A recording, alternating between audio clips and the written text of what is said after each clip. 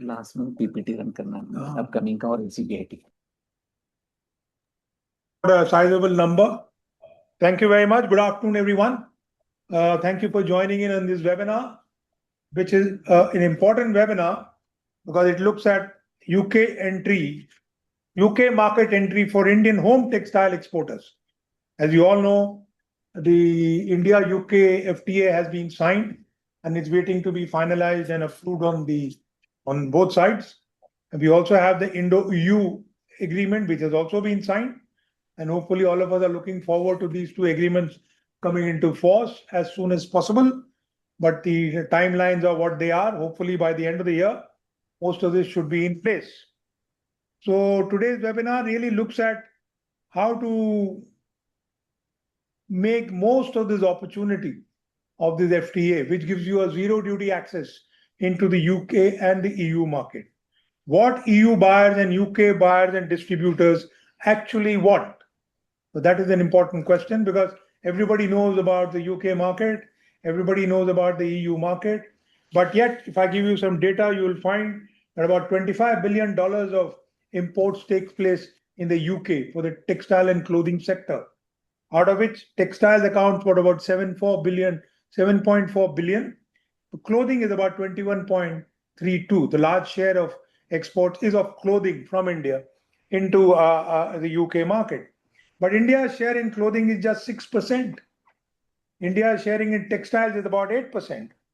If we come to made-ups, home textiles, with which we are dealing today, the total market size of cotton made-ups is about $1.78 billion in the UK.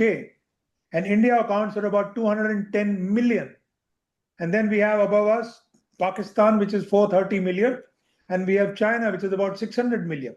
So the opportunity for growth from 200 million to grow up to 400, 600, 800 presents itself. So therefore, the point about these statistics is that there are growth possibilities of increasing your market share. So we can straight away increase our market share, which in made-ups is about 11%, to at least 20% or 24%, which is the market share of Pakistan.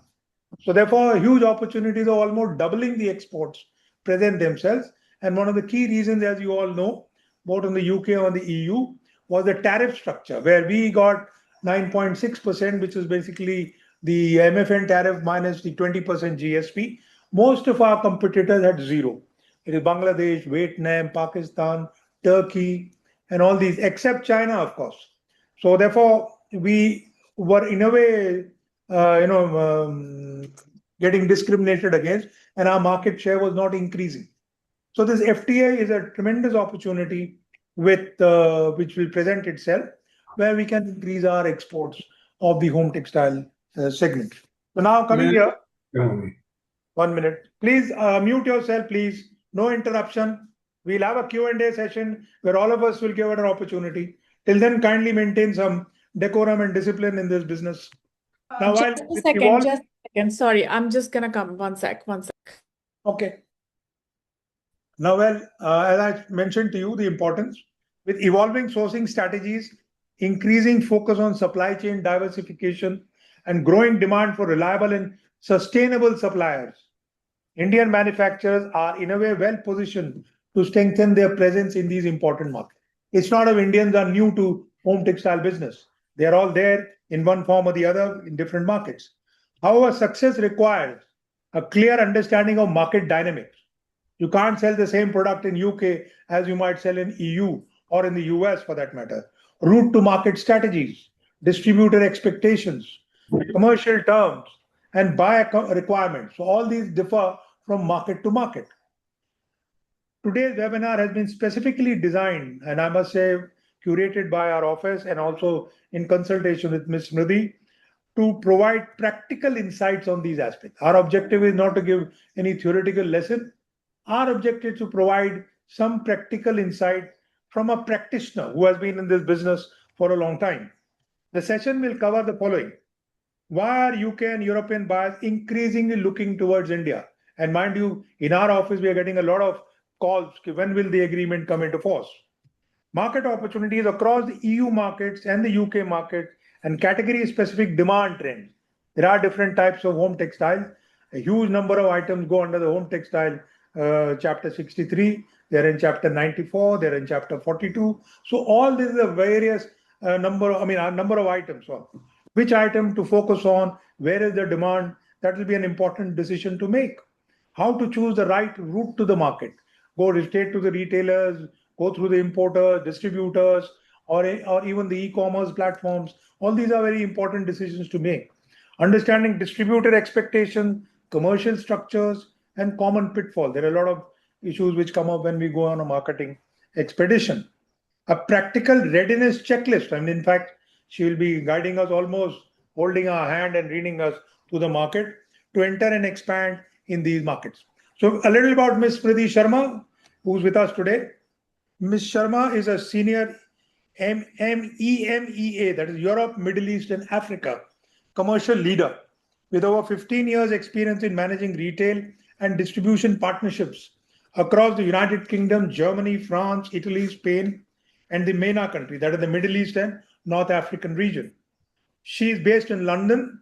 She has held senior commercial leadership positions with major international retail and consumer goods organization, where she has successfully managed distributor and wholesale relationships across home textiles, fashion, and consumer products. Her impressive experience includes opening more than 50 retail doors across Europe and Asia, leading franchise commercial development across MENA countries, and helping international brands and manufacturers to navigate the complexities of the UK and European retail landscape.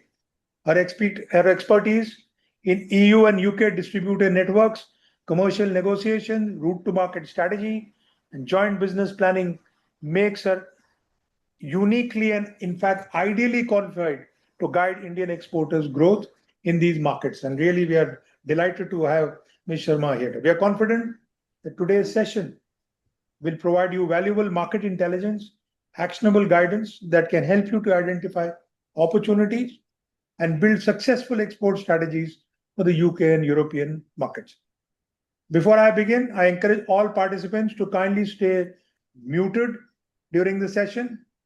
Allow Ms. Smriti to make her full presentation and then make full with the Q&A segment towards the end of the webinar.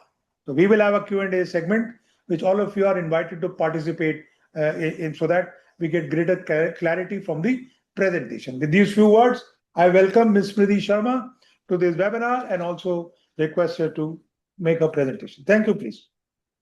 Thank you so much. Good afternoon, everyone, and thank you so much, Dr. Rajagopal, and for having me here today. And thank you, Praful, and the whole TEXPROCIL team for putting it all this together. Just very brief. My name is Samrudhi. As he mentioned, I'm based in London, and for the next 45 minutes, I really want you to share my insider details, which I have got from working in the UK and on both sides of the table. Well, I want to be very clear about that. This is not a session about any export documentation or schemes or government trade policy, because you have already found that, you're already aware, and with the amazing team with the TEXPROCIL. Today's 45-minute session is basically a very honest commercial discussion of the UK and the European buyer side. So let's start it. So I will be super brief here, just to give you a little bit of a background, because we are talking about the textiles. So I have been in the UK for about 15 years of managing the commercial partnership across all the European markets in home textile, fashion, beauty, and the licensed consumer products. And I worked commercially with Marks and Spencer, Burberry, Mustard London, where I've personally opened 50 retail stores across Europe and Asia.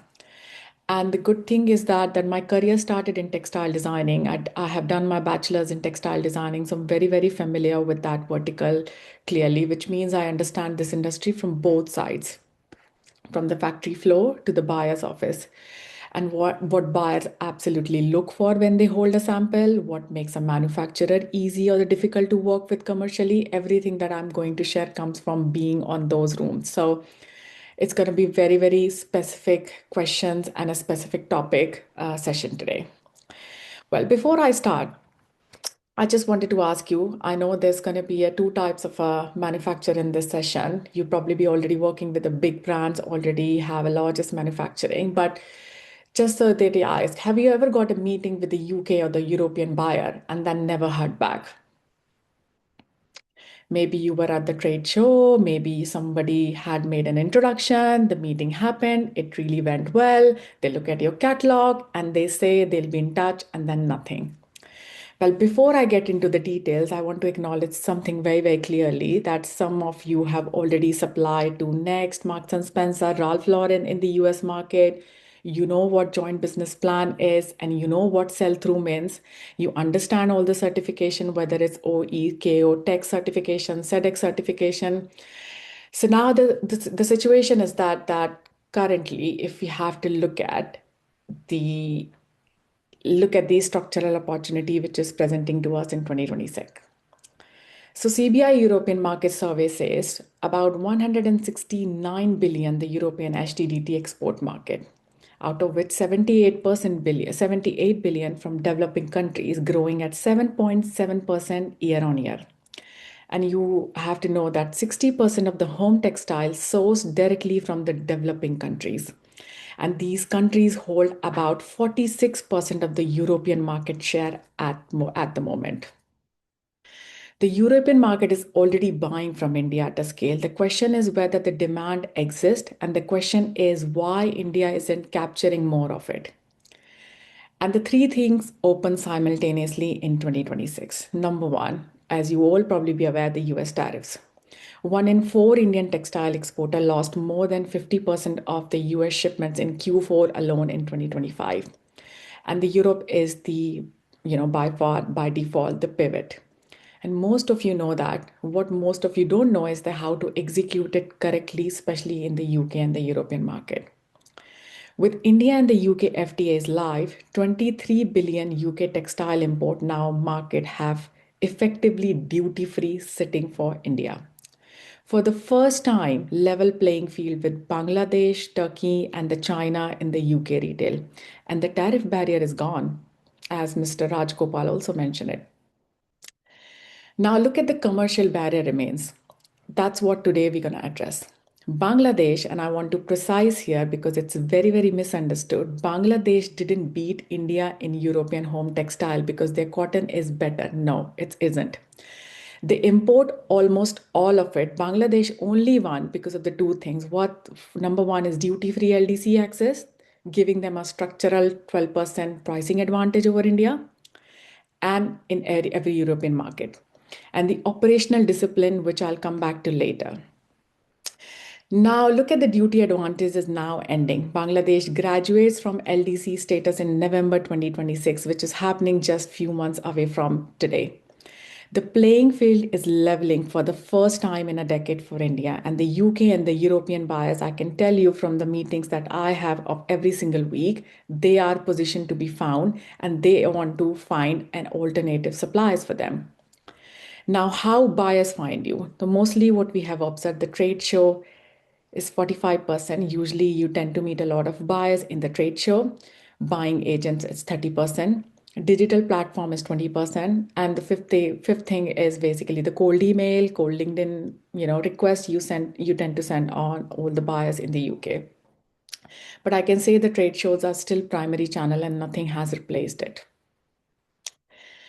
Moving forward, now that we have discussed there is an structural opportunities already available from the operational side, whether it's Bangladesh, Turkey, tax, tariff rebate, and everything. Now look at the market dynamics, and I want to be very, very precise here that opportunity is there, but the Europe is not one market like you tend to trade in the US market. It's very 5 different commercial conversation that you're going to have when you try to trade in the Europe market. Treating them the same is the most expensive mistake actually you can make. They're very, very different. The culture is different. The people you deal with very different.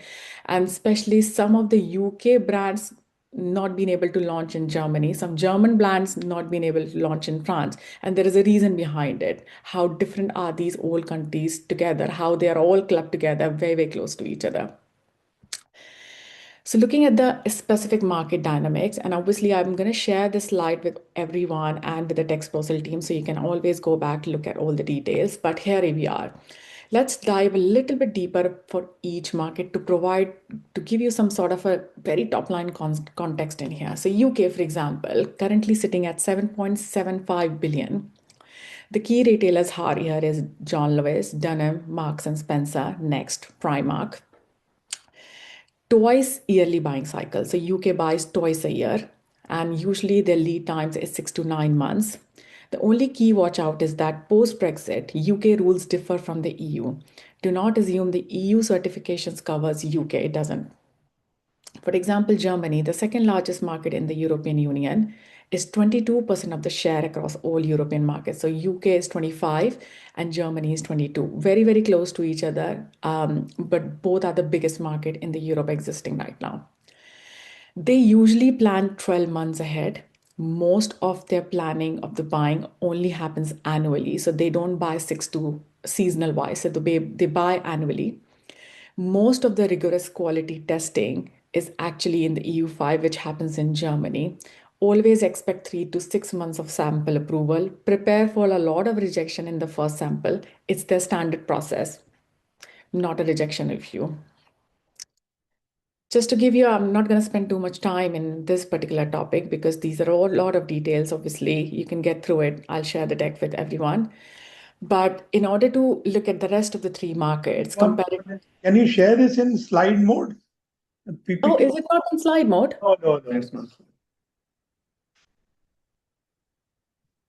Let me try.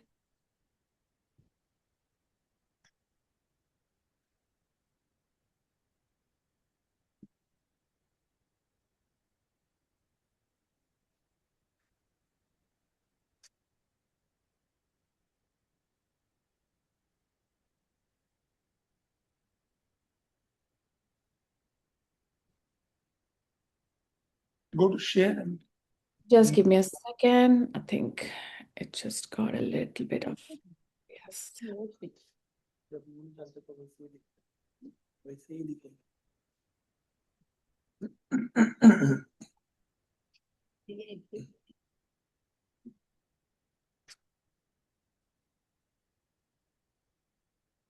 Can you see it now? That's better. Correct. Wonderful.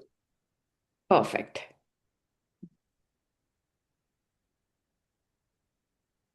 Let me. Yeah, I you back. I think one slide behind. One more. Go back. Yes. I hope you're not seeing any notes in here. Is that okay now? Yeah. No, this went back to the old one. Yeah. You lost the slide. Oh, that's weird. Put it on slideshow. Yeah. Yeah, that's Got right. it. Fine Cool. now. Amazing. So I'm just going to look at some of the key points and the notes. Hope if I'm not looking at your screen.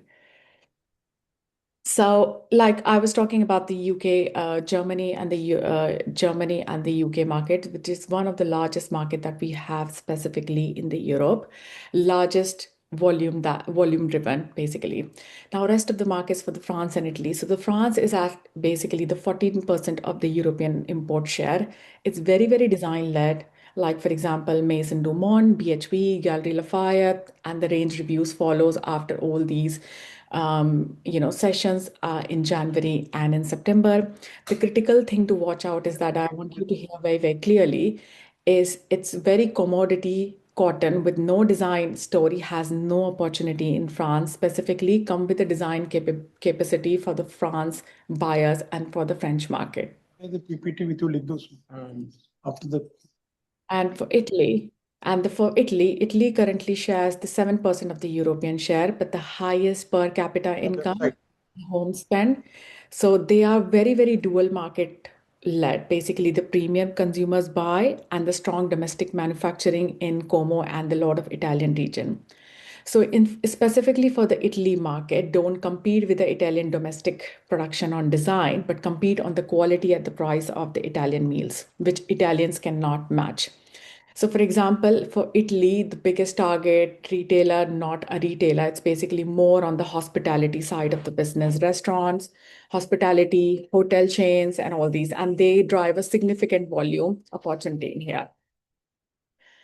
For Spain, I would say is a 5.7% market share, but it's the fastest growing at 5.8% a year on year. Inditex and Zara are the dominant buyers in the Spanish region. Large tourism, so that create a consistent volume demand for bar towels, bed linen, and the critical watch out again is don't approach directly Inditex as your first move. Build Spanish distribution first before even you reach out to any of the specific retailer or the brands. So this is just to give you a quick overlook around what the market situation is like. Now, what is the category opportunity? I want to emphasize on the fact that textiles is quite huge in a way. Textile could have a lot of products. It could have like a normal, from bedding to towels to everything. But I want to specifically call out these 4 categories which are underserved at the moment, huge in demand, drives huge volume, and you can actually enter via these categories almost this year itself, which means number 1. Bar towels, one of the most priority one. I work with a lot of bar towels brands in here, and the most urgent right now. So Bangladesh is basically leaving a space in the UK retail as we speak. Ring spun, zero twist, 500 to 700 GSM, OECO code text, essential. And for volume manufacture, this is the most immediate 2026 opportunity you can actually absolutely grab on. Second, I would say the most priority one, but underserved, is the kitchen textile. As you know, the UK is very, very big around kitchen textiles, like, for example, the table runners and oven mitts and stuff like that. It's quite big. It's a very baking focused country in these regions. Like, it's very, very important, and they tend to work really very well. I think it's tea towels, aprons, oven mitt, home cooking trends driving UK demand specifically. So for MSME, I want to straightly call out in here. This is your ideal first category, UK category, because it will not involve a lot of massive certification also. So it's easier to enter. It's low barrier entry point for kitchen textiles. The third I want to call out is one of the biggest and the highest demand in the UK and in the Europe, but have a high compliance bar as well. John Lewis, M&M's, Dunham, you can actually just quickly reach out because they are the biggest volume driver sitting in the UK market as of now. The last one is obviously a little bit of a premium side, and some of you who are at the other side of the screen basically could also want to have a high margin, low volume, but the premium products positioning as well in these markets, and want to position yourself in that side of the business as well. So I think bed linen is the highest UK in demand, but highest compliance bar, but almost no Indian supplier apart from China and Turkey at the moment is supplying. So if you have a strong manufacturing capacity, Liberty London, Selfridges, Territory, they don't drive volume, but they are a very, very high margin right producer. Now, very, very important question. We know there is an opportunity sitting with you. We know where the gap is. You know that obviously with the tariff situation, with the new FTA agreement, there is obviously a demand. Now, I want you to ask yourself this first.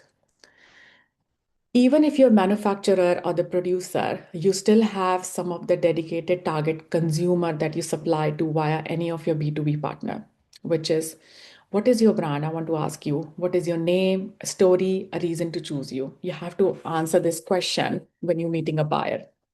Who is your UK customer? Not in a sense like in a B2C environment, but who is your UK customer your buyer is serving as a third party in a B2C or D2C environment? Like who you're supplying to. Let's say you're supplying to M&S in 45-pound bedding range. So who is your customer? You have to know. What can you offer a UK buyer than the 200 other Indian meals cannot? So you have to ask this first from yourself before I move forward. Hold that thought with yourself. But yeah, this is where I want you to, because that's going to be a narrative as a part of your discussion and the communication when you meet the buyer from this region. Now, The question is basically, now for the largest manufacturer, and if you are an MSME, stay with me. I'm going to come back there. There's a section coming specifically for the MSME as well. But this part is specifically for the companies who that already supply Next, Primark, Ralph Lauren, and all of the US customer as well, the biggest customer base. Well, you already have a relationship, you already have the compliance with you, you already have the quality credentials.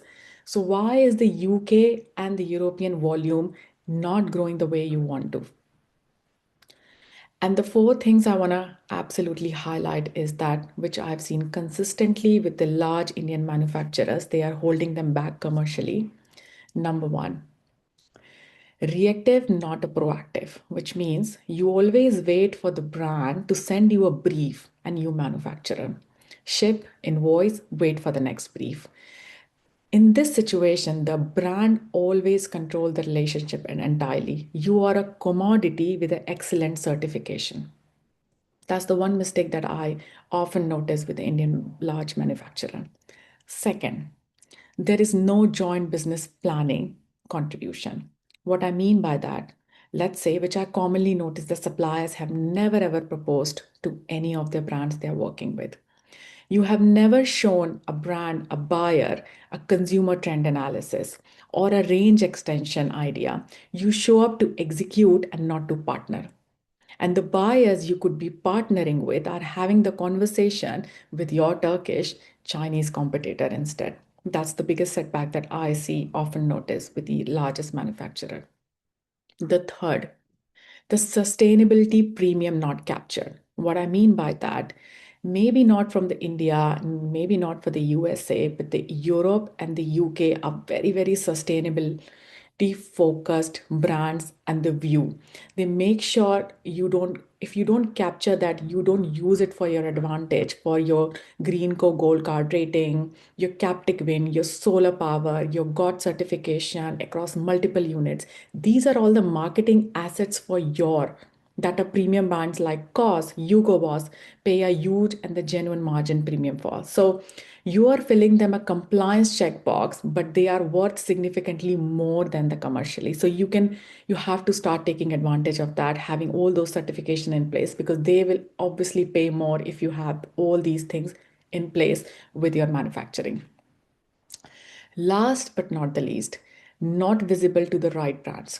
For example, there are a lot of brands, upcoming brands creating a lot of home textile range. One is COS, which is a part of the H&M group.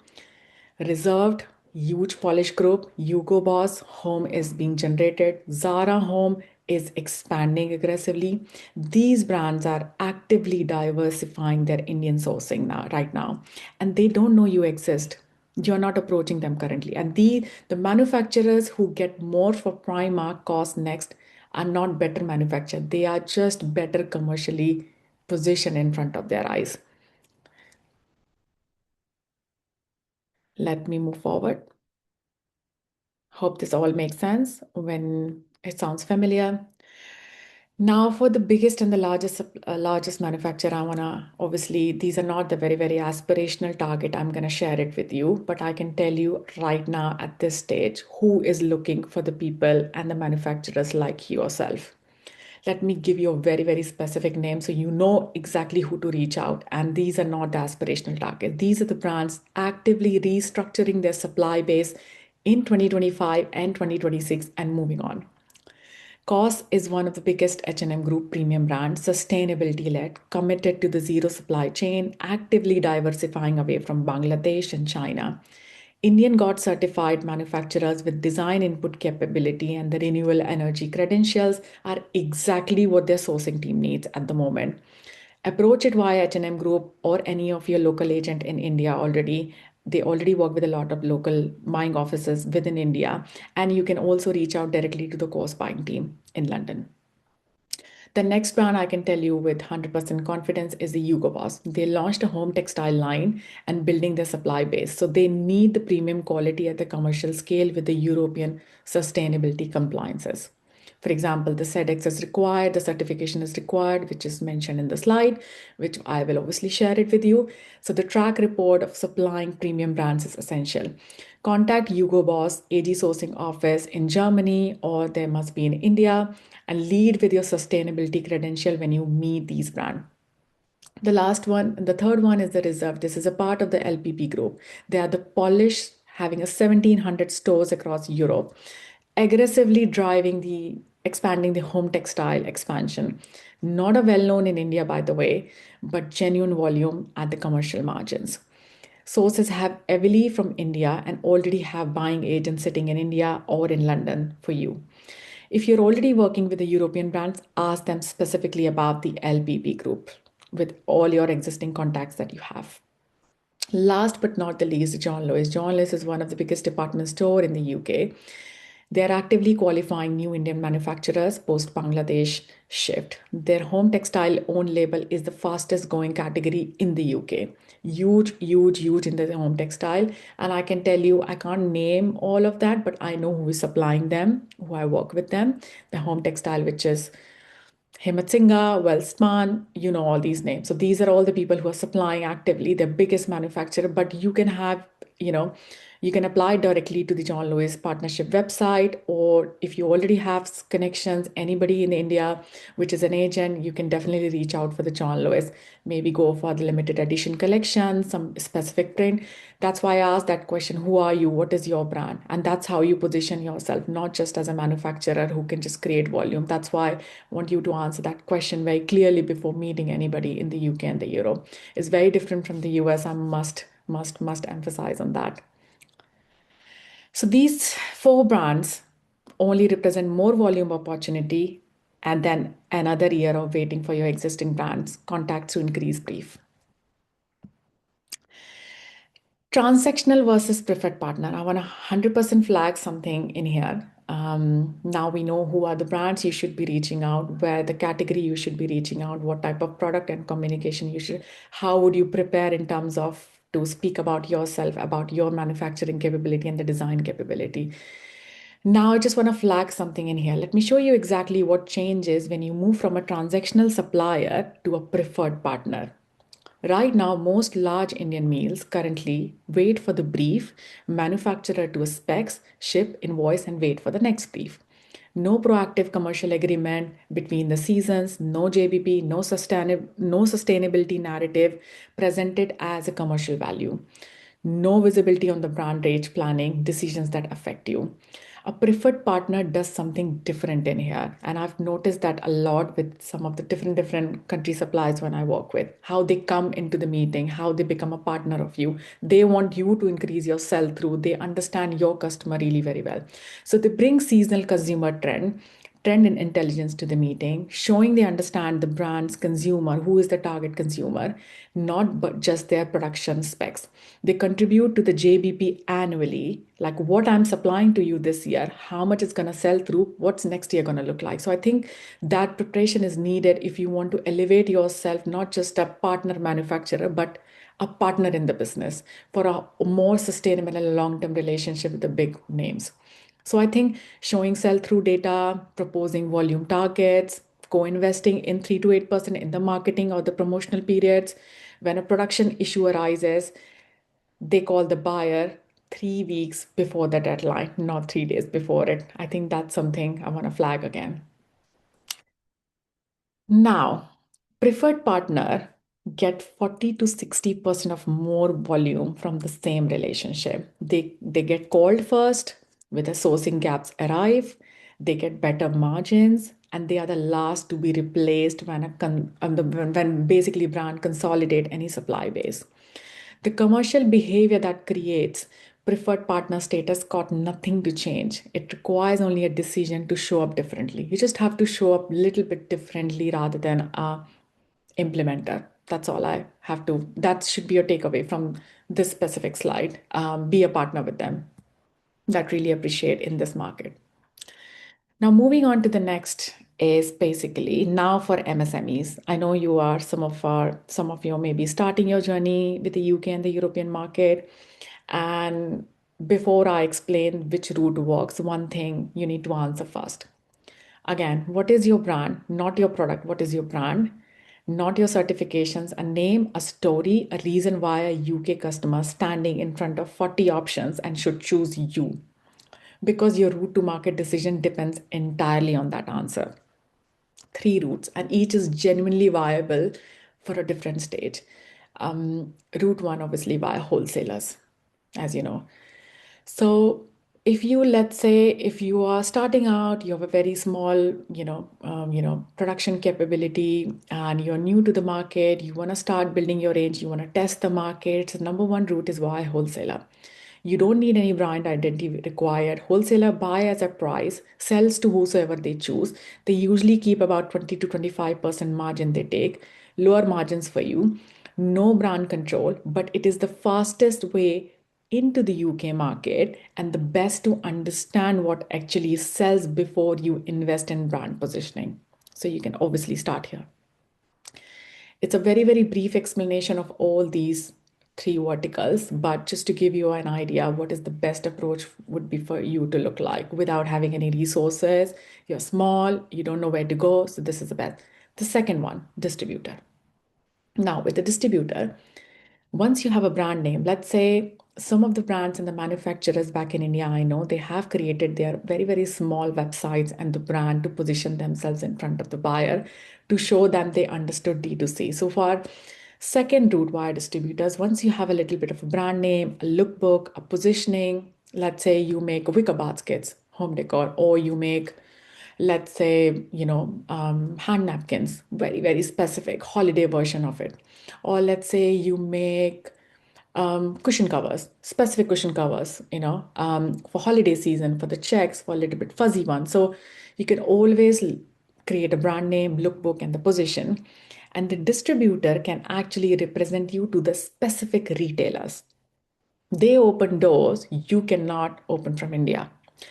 One UK distributor may start supplying 5 to more European markets. It takes about 6 to 18 months to establish. They always take around, like, in my experience, around, depends on the product, but it's usually between 30 to 40% of the margin. And this is your brand building route in a way. You can continue to manufacture volume, but you can create a very specific brand within your manufacturing, create a very, very limited edition kind of a collection for maybe holiday season, for maybe spring, Easter.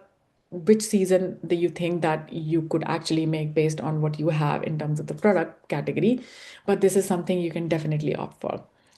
The last is the most expensive route, of course, which we have just discussed for the large manufacturers, is the retailer's own label. The retailer provides the beak, you manufacture, your product goes under their brand, whether it's Marks & Spencer, whether it's Dulem, whether it's John Lewis, whether it's Primark Home, whether it's Zara Home. No Indian brand required. Compliance is the entry ticket. All the tax, all the certificates, whether it's GOTS, modern slavery statement. This is how the most Indian manufacturer actually enter UK premium retail. Now, in order to be the sequence, like a wholesaler first for the market learning, distributor, build a brand in parallel, make a website, small website, easy to make, create a capsule collection in order for you to, any buyer or the distributor for see it yourselves, and then the distributor for the retail presence, and then last own label for volume alongside. So that's the first route I would do in your place, just to first test the market, create a site by brand building, a little bit of a logo, a quick website, some of the product range that you understand UK aesthetics. And then parallelly, you can create a volume. And then slowly, within a decade or within 5 years, you'll be fully present in the UK and the European market. Very important slide. Very, very important. This is basically the FOB price multiplied by 3.5 equals your approximate UK shelf price. Just remember always this line. Always remember this line. In order for pricing to work, your all the connections and the meeting don't die down. So just remember this always. So how do I start it? Basically, what I have seen personally. Sorry. So what I've seen personally is let's say your FOB price at the factory gate is 610 rupees, approximately 5.85 pounds. Add freight, insurance, UK import duty, 0.75 pounds. Distributor adds 35 to 40% his retail price, which is going to land up to 8.9 point. And the retailer again adds about like 55% of their margin, and the consumer pays 13.80. Now, if the shelf price for your category sits at 18 to 20 pound and your pricing chain is producing at 24 pound, your price doesn't work. The distributor knows this the moment they run the calculation in their head when they meet you. And they end the meeting politely and never explain why. This is what happens most of the time with so many manufacturers, not just from India, but across Bangladesh, China, Turkey, when they're just starting out. So let's say you have quoted £6 for a FOB price for any product you make, like your entry, basically FOB factory gate price.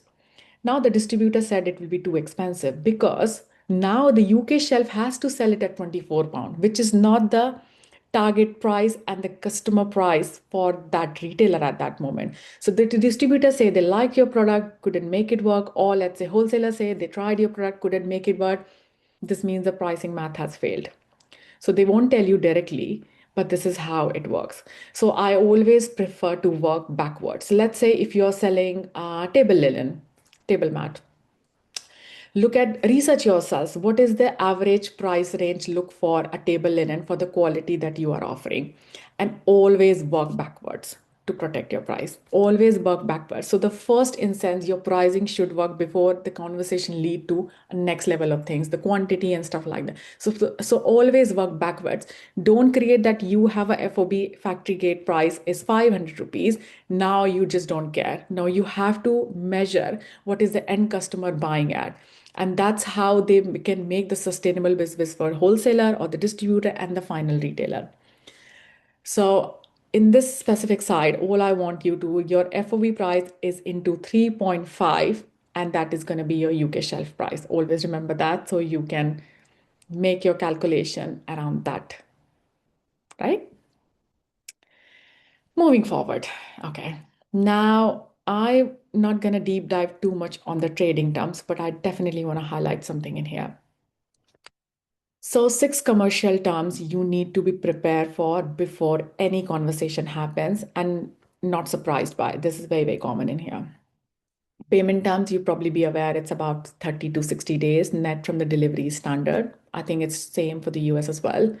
First one of the 2 orders, expect a letter of credit or the advance payment. This is normal, accepted. Written clause, 5 to 10% of the order value is returnable. Build a small provision into the pricing that it might will happen. So before you even give any price to any buyer or any supplier or wholesaler, take that into an account. Exclusivity request. There will be a time they want you to create exclusive for them and you don't supply to anywhere in the competitor side. So you can actually counter with a non-exclusive for year 1 and exclusivity from the year 2 if the volume targets are met.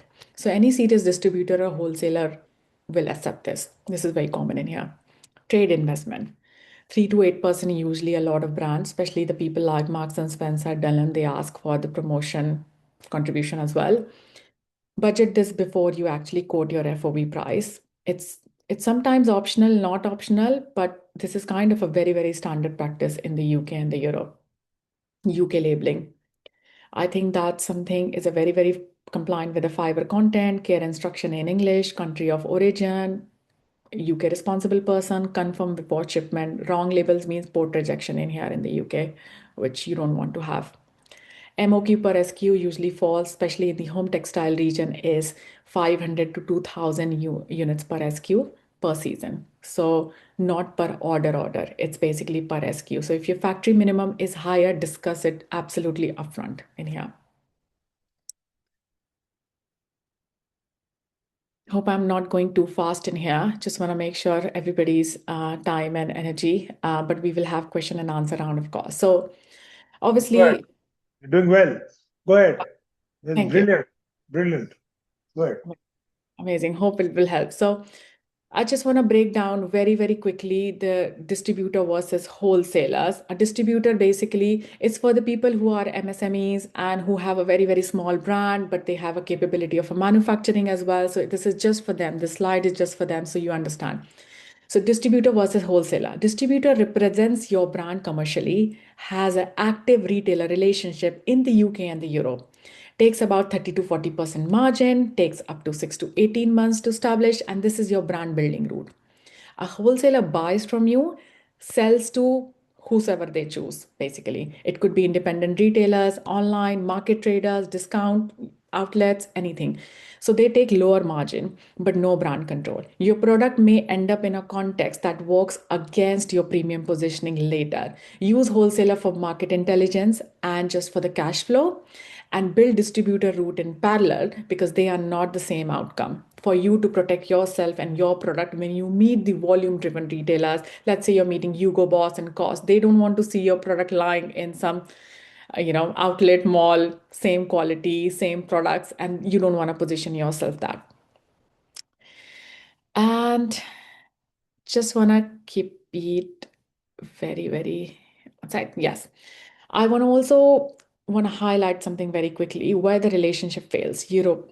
Remember that question I asked at the beginning to all of you. Have you ever have a meeting with the UK buyer or anybody and never heard back? Here's what they don't tell you, which I've seen it. Firstly, point one, the pricing that breaks the whole chain. Already covered that very, very in detail. So always work backwards. The buyer runs the calculation at the shelf price. If it doesn't work at the shelf price, you probably end the meeting very, very politely. Point two, sample to bulk inconsistency, especially when you're starting out in the UK and the European market. Perfect sample approved, bulk arrives. GSM is different, color slightly off, stitching quality below the samples. I think the one failed bulk and the relationship permanently. And the UK buyers tell each other. They all know each other across all the retailers, by the way. It's the same buyers, right? Point three. I need you to hear this clearly because no one say it out loud in the industry. The single most common thing that I have seen and in my experience, the European distributors tell me about the Indian home textile suppliers across all categories, by the way, it's that they don't give honest delivery timelines. They quote 6 weeks and deliver in 10. They say the shipment has left and the port hasn't. So then when the problem arises, they go quiet and hope it resolves before anyone notices. I think that's the good thing about the Europe and the UK market, especially Germany. You can be absolutely blunt, honest with everyone here because they prefer that way. They're going to be super, super honest with you, politely honest with you. So feel free not to. I know as Indians, we try to not, say things which is not unpleasant for the other person or could help worry them. But here it's not the problem. You can absolutely be super honest about every step of the production when you are working with them. The biggest problem also that we see, the manufacturer goes quiet. The buyer already had confirmed the delivery date to the retailer. The retailer has allocated a planogram slot to them. What was the production problem from your side had just become a commercial crisis on there. So this is not a manufacturing problem. It's a more commercial character problem. And it's the primary reason the Chinese and the Turkish suppliers continue to win sourcing decisions because not because of the quality, because we have a better quality of a cotton. It's just that the supplier has to be transparent how things are shaping and going after placing an order. Bangladesh, for all the criticism of their raw quality material, basically build their European market, position at the operational discipline, confirm timelines, proactive communicator they are. That discipline actually kind of applied consistently. And so they trust Bangladesh suppliers more than they trust any other. So that's where the gap always come. Of course, they make the most business because of their, tariff character and the status as well. So India's manufacturer path is actually not through by the lower pricing. I think it's to matching the discipline, be commercial in your communication, and genuinely good quality products. So that's the three things I want to call it out in here.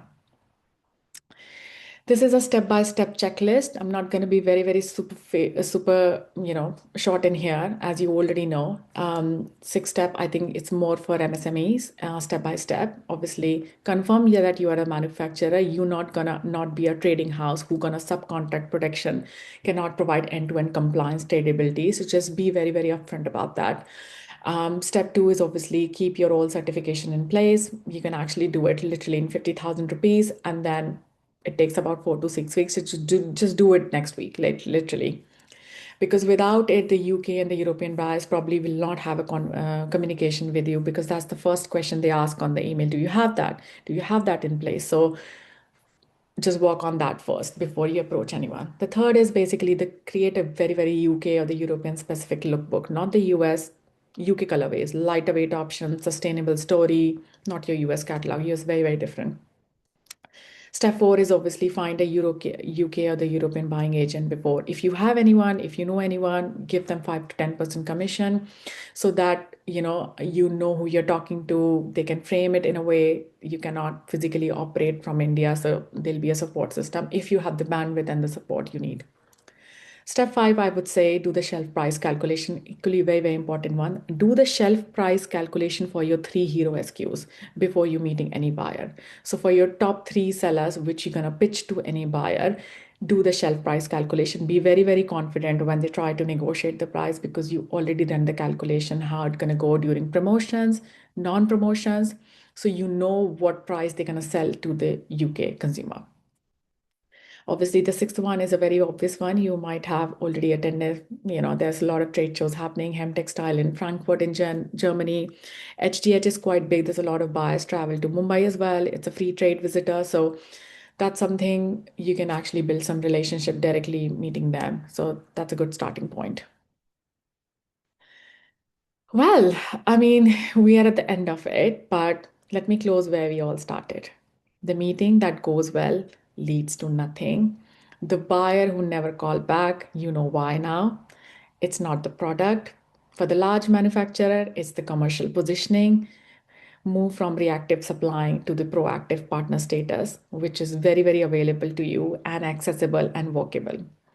For MSMEs, I would say is the commercial knowledge of how the UK pricing chain distribution system actually works. Keep your certifications in place before you speak to anyone. Well, India has what European buyers are looking for at the moment. They are consistently diversifying and finding new supplier base, because what's happening across Bangladesh with the political instability, you can see with the not having any tariff structure the same anymore, we are going to be have the level playing field as well. Our cotton is genuinely superior.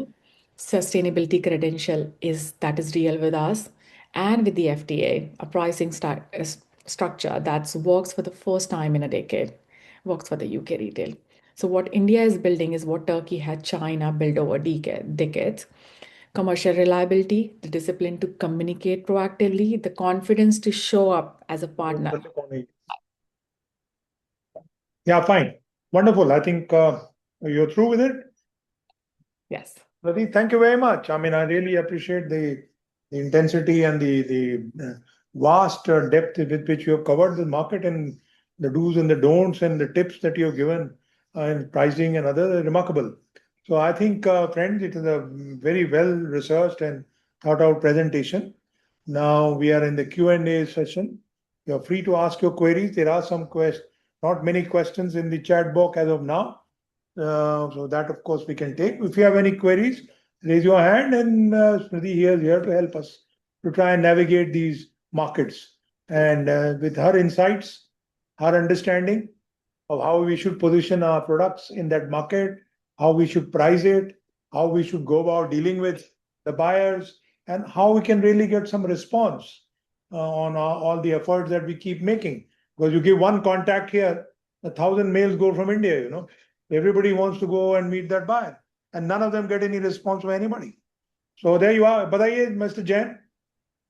Unmute kariye. Please unmute yourself.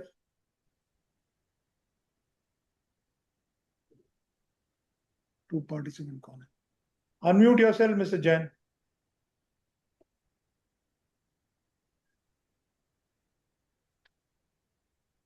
ये दो और कौन है? हाथ एक who raised his hand? two people have raised the hands. Salil, I think Salil Chawla. Yeah, Mr. Salil Chawla. वो तो- Namaskar, Siddhartha sir. हाँ, Thank ये you था so much for giving the opportunity. I'll quickly introduce myself, Salil Chawla, DFU Publications. We are in this space since 1989. I'm one of the directors. The question I first and foremost compliments to Samrudhi ji.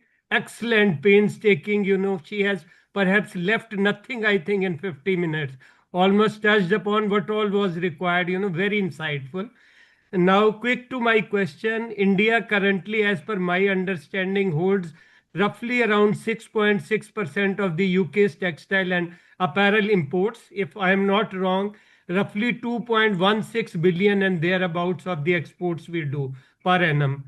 If the India UK FTA is implemented by early 2027, which is a great possibility, where exports are projected to reach by 2030, I am requesting you to modulate, given our inherent strengths and weaknesses, also considering that sustainability, traceability, and responsible sourcing increasingly is going to influence purchasing decisions from that part of the world, because we also know now, out of the mother of all deals, EU is also become very, very conscious and demanding on the sustainability side. Thank you so much once again, madam. Yeah, Thank I you. have unmuted myself. Mr. Jain, let her answer the query, please. Just wait. हाँ, Okay. बोलिए स्मृति जी, answer this quick. Make a forecast for 2030. What Thank kind you of so much. export? Thank you so much, Salil. Appreciate that you have got the insights that you needed. At the moment, obviously, India share is very, very low, even below from some of our competitors from our neighbors. But now having the level field playing by 2020, 30, I do think that we're going to reach close to double digit, more than 8 to 9%. This is where we're seeing at the moment based on the forecast. Because and the reason for that is basically there's a huge vacuum that has been created with the stable government that we have, with the FTA regulations, with the more affinity to work with the Indian textile, which is so rich in itself. And we are just not creating a plain cotton bed sheets. We can modulate in a different printing. We have such rich source of the fabrics across different regions. I think there's a huge opportunity. And the last bit is that the UK and the European customer love Indian textiles. How they shop in Turkey or Morocco is very, in terms of the language and in terms of the foundation, is very similar what we can create with Jaipuri print, with all these things that is very new to this market. And they want to be more culturally close to uniqueness rather than buying a plain white bedsheet, right, Mr. Rajgopal? Do you agree with Yeah, I agree with you. Wonderful. I think that's it. So as she said it, 6% market share. We ourselves estimate from the date of implementation of the agreement. Give us 3 years time, you'll be about 10% to 12% of that market. As she rightly says, there is a huge gap which has been created. India has actually got pushed out because of the discrimination on tariffs. So now with level playing field, you have a tremendous opportunity. चलिए बताइए. Many thanks, sir. Many thanks. Thank you, Salilji. Mr. Jain, please go ahead quickly. You can hear me now? I have Okay. unmuted myself. Yeah, go ahead. Yeah, Samrudhi ji, good afternoon. Very nice to listen to you. Thank you, TEXPROCIL, for giving us this opportunity. I am a 100% export house in Delhi, traditionally dealing in home textiles for the last 20 years. And we were present in France through our own company, Indian company, a subsidiary company in Lyon, south of France. And we were marketing silk, bootis, used to call it bootis, that is the bed covers, right? Bed covers. Yes, that's what it's In called. France they call it bootis. Yeah. Hand embroidered, machine embroidered, with beautiful embroideries, made of silk. Yeah. And we were supplying to Pochara store, a Amazing. big store in France. Very luxury and premium. Yeah. Linen, we were in bed linen, bath linen, our own brand, right? With our own brand and our own set of office in Lyon, and commission agents. Commission agents is something I'm coming back to you. because we left France about 10, 15 years back because of invasion by Chinese manufacturers in Paris. They opened shop everywhere in Paris and started selling boots at half the price I was selling. Right. Wow. So I had to wind up the show. But I am traditionally very keen. Today I am in America. I am traditionally selling children clothing in America to some large companies. But I like to go back to France, Germany, and the UK with my bed linen, table linen, and bath linen. I was making bamboo bathrobes made Very, from very bamboo. popular. Yeah. Very popular, Very very popular, attracting, very cool. especially in Germany. Yeah. Yeah. So what Good opportunity for you, Mr. Jain. Good, good. Very good. करिए develop बताया उन्होंने आज क्या क्या एक ही चीज पूछना चाह रहा हूँ आप मैडम पूछे कि the best way we found in France was to work with commission agents, right? Yeah. Mhm. मेरे पास 20 agent होते थे. Uh-huh. And they used to go to the customers. They knew the customers. They know the local language also. I couldn't speak French that time, French. And they used to get me samples, or they used to get me an introduction to them, Yeah. direct between that customer and me and my company. Yeah. And they used to get a commission if we start business. बहुत बढ़िया. So then the whole of France, the whole of Europe was covered through these commission agents. Now I don't know where to go and locate them because I don't exist. Basically आप for you I think अगर आपके पास इस तरह का एकदम unique bamboo range है definitely look for a distributor partnership and उसके लिए मैं वो रीज़न ये है कि पहली बात तो डिस्ट्रीब्यूटर आपके लिए वॉल्यूम जनरेट करेगा. दूसरा डिस्ट्रीब्यूटर आपको ज़्यादा बड़े रिटेलर्स में ओपन करेगा डोर्स.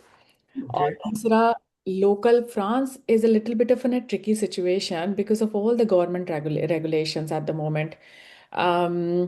सब कुछ localized चाहिए. They want marketing to localize. So I mean, I work at Disney at the moment, Walt Disney Company, and I look after all the consumer products for all home, fashion, health and beauty, publishing across all EMEA region. So I work with a lot of retailers locally there. And the distributor, I always advise all of my partners to help introduce themselves with the agency, the distributor, because that's the best sustainable way if you're not placed in here, let's say. And honestly, if you have any specific questions about your own situation, your pricing, your category, your route to market with the new range, I'm happy to have that conversation individually, of course. That we can have, correct. She might help you out, but we can have a separate conversation. And we will. We can do that. But the list of distributors is what we are looking for. If you can help us. Wonderful, sir. She has told you the channel. जो channel आपके लिए relevant है, वो उन्होंने बताया. She has told you. So distribution channel will be an ideal way of approaching people and who will expand your presence across. So may I go to the next question? Motorola, who's his edge? Raise our hands. Can you identify yourself? Can you identify yourself? Is it who raised the hand? Please go ahead. Can you identify yourself, sir? Can you hear me? Yeah, I can. Can you? Yeah. Hi, I'm Mehul from Textile. Okay. Okay, we are the fabric manufacturer for the women's wear, and we actually have quite a good domestic market, like all the national brands we are dealing with right now. The thing is, just a few months back in January, we have attended exhibition called the London Textile Fair, and there we have for the garment in UK. So they do garmenting for brands like Primark, Next, ASOS, and the only thing I have to ask that it is not easy to just penetrate in the UK market. What I feel, without any agent or the broker, we can say, because even these brands have not entertained us just for the fabric. They are going. Okay, it's not easy to enter without an agent. Okay, I understood your question. Only Go ahead. Yeah. So my only question is, if we have to find a reasonably trustworthy agents in the European market, so what should be the way to just go ahead with that? If you're basically you are not supplying the end product, you are basically supplying the fabric, right? Yes. So that again become quite limited in that sense because a lot of biggest department store they do keep a lot of newest fabrics and everything. I think for you, it yes, that's true. The Next or Primark or Marks and Spencer, these big brands, they don't directly, sometimes entertain in a way if you don't have any UK presence, you don't understand the market, you don't have anyone to represent you locally where they can directly talk to or communicate or, they will build the trust basically. I think agent finding is a little bit tricky. Let me think about it because you have specifically raw material, not a end product. That's something I have to think about. There's a Liberty London who extensively source fabrics from India. That's something we can help connect you with. Okay. So I just want to add something on it. Jaldi kariye, quickly, sir, please. Some of the good Want to say order. something? I think we will. Yeah. We already did some of You're already? the good order for Maitland and George. So what basically we did is we Your already voice is exported the fabric for George and Maitland. okay. Your Voice is breaking. Yeah. Okay. Your voice is So breaking. Are you traveling somewhere or what? You're on a mobile. Can I come in? I'm so sorry, sir. I guess I have Salil, your voice is breaking. What's the my best? answer. I have my answer. So I will. Okay. I think Okay, you we can heard actually reach later. out directly if you Later. want. Okay. Miss Sureka, can we get Miss Sureka? She raised her hand. Yes, sir. Please go ahead. First of all, thank you, Ms.Samrudhi, for your insightful presentation. So, I'm founder of Sukunira, and I work with organic cotton fabric sourcing. So, I've particularly found your observation that the sustainability premium is often not being captured. So, I have a question in this regard. So, I just wanted to know in the UK home textile sector, are buyers actively using this organic cotton fabrics? And if yes, which home textile categories offer the best opportunities for organic cotton products? Yes, so that's true. The reason the way the European customers is shopping, it's not very, very volume driven, especially in the UK and the Germany, which is one of the largest market we have. The consumer is very, very conscious what they're purchasing. Hence, the demand is a lot more moving towards the long-lasting product, more organic. They needed the certification to comply with the country regulation as well. How important for any brand to label that it is sustainable way, no modern slavery and stuff like that. I think for your type of sustainable organic cotton, the lot of kids wear range, especially the infant products, are very, very high in demand, especially for the organic cotton side. Plus, that's something definitely you can look into. There are a lot of bedding for children and the infant, which tends to sell really very well in these markets. Could really fit into the organic story line that you have your brand have. So that's where I would say specifically. I mean, without looking at your catalog or something, I can't say much, but feel free to send me a link or something later. Definitely want to take a look to give you more specific answer on that. Yeah. Yeah, sure. Thank you. Wonderful. Thank you. Anybody else quickly? Can I come in, Mr. Rajgopal? Yes, please. Who's this? RK Shah, my video is not working somehow, basically. Go ahead, Mr. R.K. Shah. Yeah. Basically, I just wanted to know, I have been in this textile business for 40 years and did a lot of businesses in Europe. 35 years back, I have all old visiting cards, but I'm not having now any email IDs, contacts. How do I go about it? Oh God, that's a very specific question. Maybe we have to sit together and find it now. We'll have to hire some people, back office. Yeah, We'll I have to hire have some people in the back office. trying, basically. We are a tall Can I say manufacturers. something, Mr. Shah? Can I say something? You know what? in today's time, finding an email address and reaching out to anyone is the easiest thing that you can do. How are you going to capture them in a right way to translate into the actual business? That's the key, I would say. The problem, yeah, sorry to interrupt. Problem is that most of the people, I am 70, most of the people I used to do here about 70, 75, now maybe 80. Some must be not in the business, some are Anyways, what are the gone, queries? etc., etc. You've answered the question. Any other query? We noted it. Yeah. Use AI Okay. these days. AI Okay. can There get might you a be lot of people in the queue. All right. Nikki ji, thank you. Shah Sahab, Yeah, thank you. please reach out. Yeah, we'll Please go. find some way. Yeah. देखो ना, Anybody else? यूं में देखो. हाँ, देखो. See, Okay. Samrudhi, we need the email address of the sourcing department. We have written 1,000 emails. There is no reply. We need Yeah, you don't get any we need reply. a contact. She told Sourcing, you why they are not replying. She gave you a reply when we send an email. Why are they not responding? Yeah. For which she make a specific point. Yeah. Why are they not responding? Because maybe you're not fitting into their requirements, and for No, which the we are not reason. because we are not addressing the sourcing department. We are addressing the company through info, so and so. They Yeah. don't bother for such mails. Samruddhi ma'am, if I write an email to you for some contacts, etc., on one-to-one, is it okay for you? Right? Yes, yeah. We'll see that. Okay. We're not discussing. It's a general discussion here. Right. Not Right. one-to-one. It's all offline, please. Right. आप Right. general Offline. question पूछिए on the Offline. market, on how to enter, what can be done with an FTA. I mean, Right. individual queries can be answered separately. Don't bring them here. I mean, Right, we are sir. not here to do one-on-one business.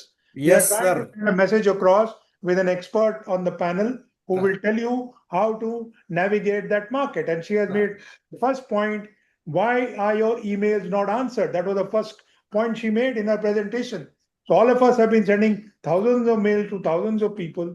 Not a single one is replied back, for which there are specific reasons. And she has been kind enough to put that together on a slide, which we will also be able to share it with you. So you will have an idea why people are not responding. So we must reflect on it and take it forward accordingly. You follow what I'm saying? So there you are. So we will do that separately. Or koi general questions on the market. Somebody says, when do you expect the Indo-UK to be implemented, Samrudhi? When do you expect? I think early next year, I would say, come into the place.